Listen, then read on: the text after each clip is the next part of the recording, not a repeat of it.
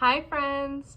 Today we are doing the long-awaited, the longly anticipated, is that even a word, longly? We're finally reading Fourth Wing. If you've been living under a rock and haven't heard of this somehow, this book is the TikTok sensation for the month of June and probably the month of July as well. It is everyone's favorite book right now. And I quite frankly feel left out. So we're finally reading Fourth Wing, long overdue. I am so excited to see if I like it, though honestly I'm a little scared too. I have wanted to be a fantasy girly for the longest time, especially seeing how popular ACOTAR was, or literally anything else Sarah J Maas comes out with. Seeing people have so much fun with these fantasy worlds and fantasy books, like Cassandra Clare too. I see people having so much fun with these stories and I'm like, dang, I want to be like that. Plus, fantasy ends up being the one genre that I just can't really get into. I've tried it multiple times throughout this year and I've DNF'd several books because it's just not really my thing, but I want it to be my thing. And I think my issue has been that I'm just trying books that are way too fanciful up front. Like I need to start with something a little lighter, a little easier to get into. Now that Fourth Wing's out, I feel like that is just the perfect opportunity to start my fantasy journey. That is what we are doing in this vlog. We are going to be reading Fourth Wing. I hope I end up loving it. I hope that this can be my first real venture into fantasy outside of like the books that shall not be named, if you know what I'm talking about. I was gonna wait until I have a better hairstyle, a better camera angle, a better everything to film, but I just finished the first chapter of Fourth Wing and I get it. I get it. I get it. I'm so excited. I'm so excited. Y'all, you tell me a true enemies to lovers and I am there. I am clocked in. I am ready for work. First of all, the way Rebecca Yarros just gave me life and then broke my heart in the first chapter with what happens. And then Xaden.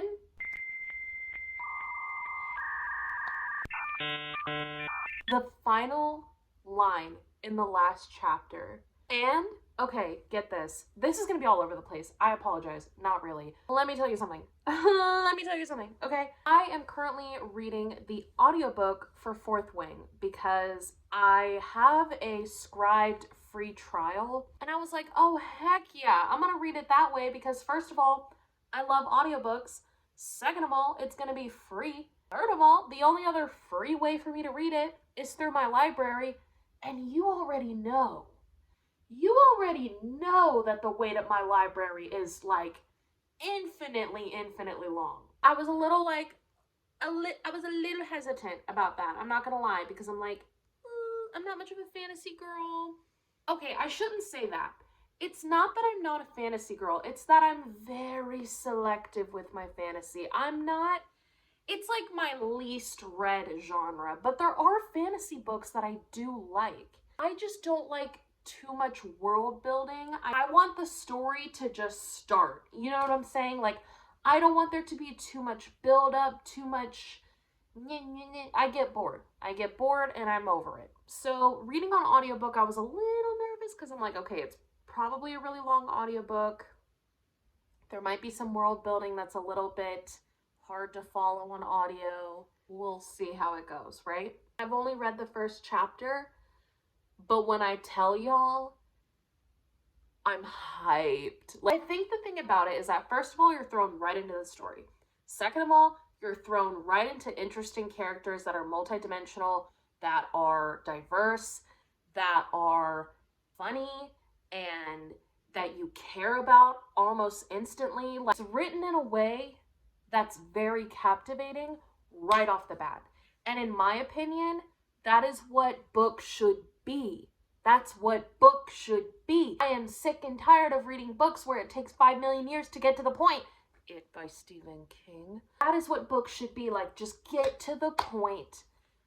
Give me characters that are interesting. Give me characters that have multiple things going on. And that is the nice thing about these characters so far. Again, I'm literally only in the first chapter, right? I'm literally like not even 5% of the way through the book.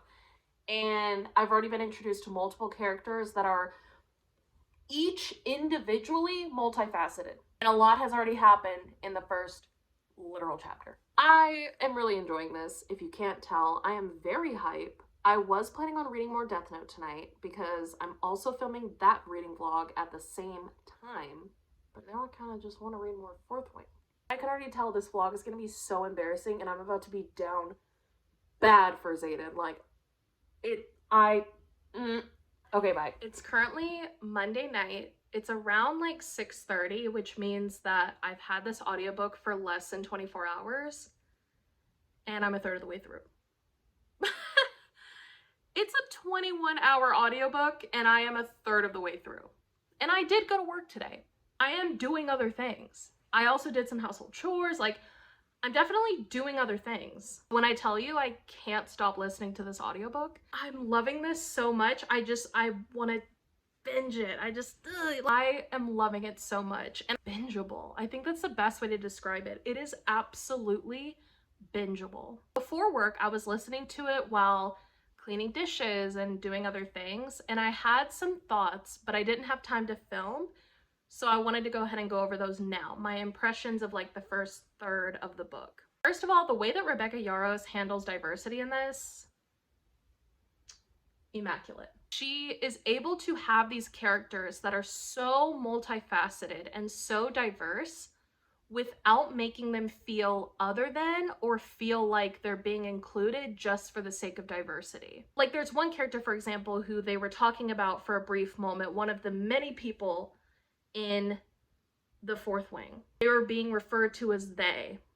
And it took me a minute before I realized, like, oh, this person's non-binary. Like, I just realized that they're not being referred to as he or she, they're being referred to as they. Thank you, Rebecca Yarros, for not feeling the need to be like, so-and-so who's non-binary. Like, because I feel like while there's plenty of authors and plenty of works of media that are well-intended, when they do that, it's still a little cringe to be like, so-and-so who's non-binary, or so-and-so who's trans, or so-and-so who's gay. It's like, they can just be. You know what I mean? Like, you could just talk about them in a normal way and not make it this huge deal. It's only one part of the many parts of them that are important. You know what I'm saying? Like, I think that that's such an important way to include diversity. Violet, such a bad bitch. Like, I think she is what Katniss in Hunger Games was trying to be, but Katniss kind of came off a little bit more like a pick-me, but like the least cringy version of a pick-me as possible, if that makes sense. Like, she's what the pick-me girls wanna be, if that makes sense. Like, versus Violet, she's not a pick-me at all. She's just a very strong female character who looks out for other people and is going through her own stuff, but she doesn't let it hold her back. She knows that she's the weak link, so to speak, and she knows that other people see her that way, but she's not gonna let it get to her, and she's not gonna let it get in her way. And even when she has doubts, she's like, maybe I should not be a dragon rider. Maybe I should be a scribe instead. Like, she'll have these doubts, which are normal and natural, but then she'll be like,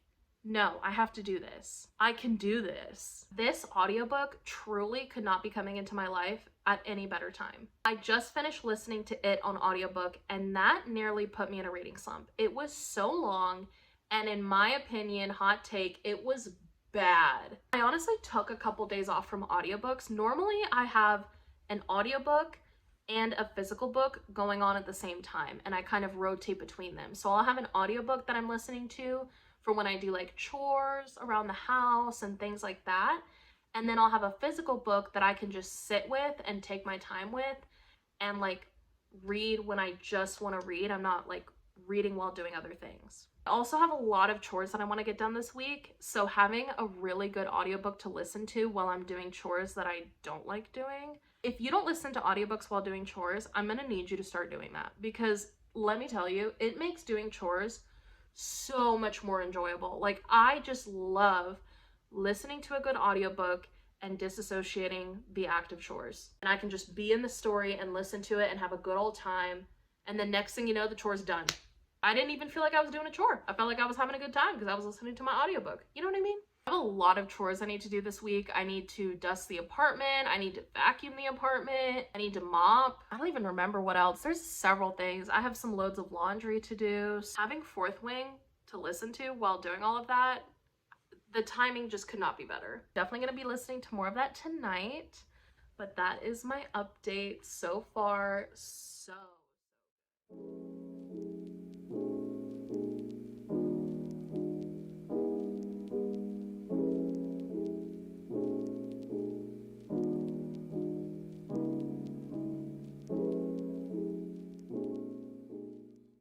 The last time you saw me was, to be honest, I don't even know when. I am currently 88% of the way through Fourth Wing, and y'all, it has me in a complete chokehold. Like, I cannot stop listening to this audiobook. I'll go to do other things, like I'll try to listen to a YouTube video or watch a YouTube video or whatever. I can't. Or I'll try to go read a book physically. No, I just want to listen to Fourth Wing. If I didn't have so much going on this week in terms of like plans, you know, socializing, what is that? Work and boring stuff like that, I probably would have already finished Fourth Wing. That's kind of crazy. I just picked it up to kind of get a head start in July. And now it's a June read because I can't stop listening to it. One major update that I wanted to give happened yesterday, but I had zero time to film, so I'm filming it now. She gets her power. I'm not going to say what the power is. I'm not going to spoil anything other than she gets her power. I don't think that's a spoiler. And when I tell you, I was listening to that scene in my car on the way to work, and I literally shed multiple tears. And I had to stop myself and be like, Amanda, suck it in. Stop it. Like, I was on the way to work and I'm like, no, like, you cannot cry right now. You are going to be at work in 5 minutes. Like, get it together. How am I going to explain at work? Oh yeah, I'm crying over a fantasy book.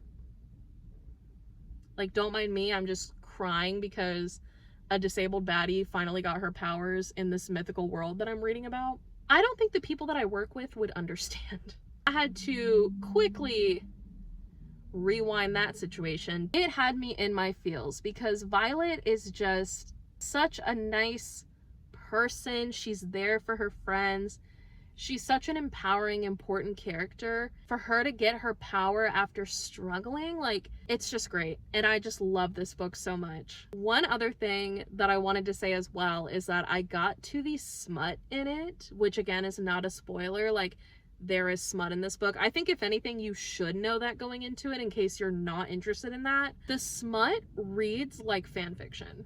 I'm so sorry, Rebecca Yarros. Like, I am so sorry that I had to say it, but it had to be said. It reads like fanfic.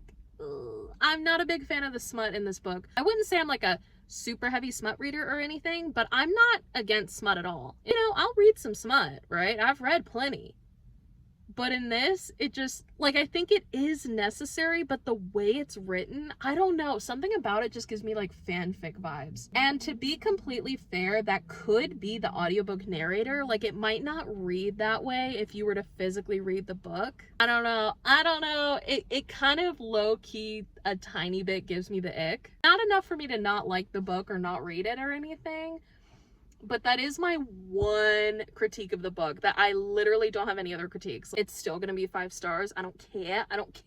But yeah, so that's my little update. I just wanted to kind of fill y'all in. The next time I see you, I will have probably finished the book. And at that point, I might do like a little spoiler discussion at the end. I don't know. But I'll see you guys when I'm done with the book. All right, y'all. I did it. I read Fourth Wing. And I have some thoughts. I loved it. I thought it was great. I had such a great time with this book. There was never a point in the book where I got bored or I wanted to put it down or I was thinking, man, I wish I was just reading X, Y, and Z. No, I was reading Fourth Wing and I was having a good time. When I tell you, I literally read this book in I think less than a week. I couldn't put it down. I was planning on finishing this like maybe the first or second week of July, and I just ate it up. I couldn't stop. It was so fun. I see people's critiques on the world building and the simplicity of the story and all of that. And to that, I truly say, I get it. I get it, okay? If you are a high fantasy reader, if you love fantasy, if that is your main genre, honestly, you're probably not gonna love this book. I'm just keeping it real. In my opinion, this book is for beginner fantasy readers. This is not for people who read fantasy on the regular. I have seen people who read fantasy regularly who do love it, but I think that if you're looking for high level world building and really complex magic systems and all that kind of stuff, you're not gonna like this. But for me, who is simple brained and wanted a simple, easy, fun, good old time, I loved it. I ended up giving it 5 stars, and for me, a 5-star book just means that I have very few critiques on the book, if any at all.